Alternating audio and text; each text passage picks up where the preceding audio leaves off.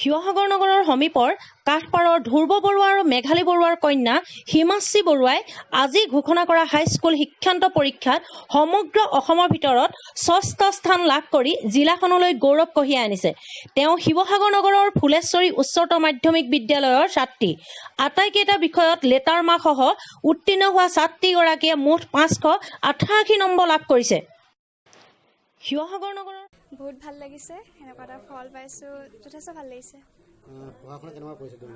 পঢ়া শুনা দৈনিক তেনেকৈ কোনো সময়সীমা নাছিলে, যেতিয়া মন যায় তেতিয়াই পঢ়িছিলোঁ, গোটেইখন ছাবজেক্ট কভাৰ কৰিবলৈ চেষ্টা কৰিছিলোঁ। পঢ়াৰ ক্ষেত্ৰত মোৰ শিক্ষক শিক্ষয়িত্ৰীসকলে বহুত সহায় কৰিছিলে আৰু লগতে মোৰ বৰদেউতাই সহায় কৰিছিলে আৰু মা দেউতা যথেষ্ট সহায় কৰিছিলে।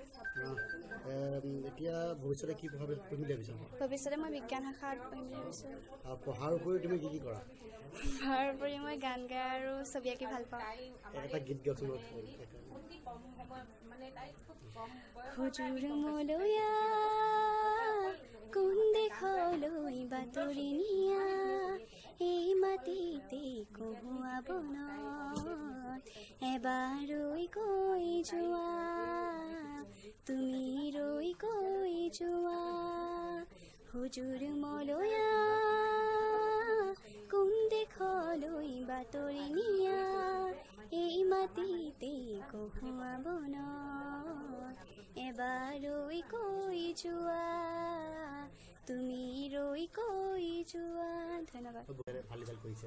মাধ্যমিক হেঙাৰ হ'ব পাৰে জানো?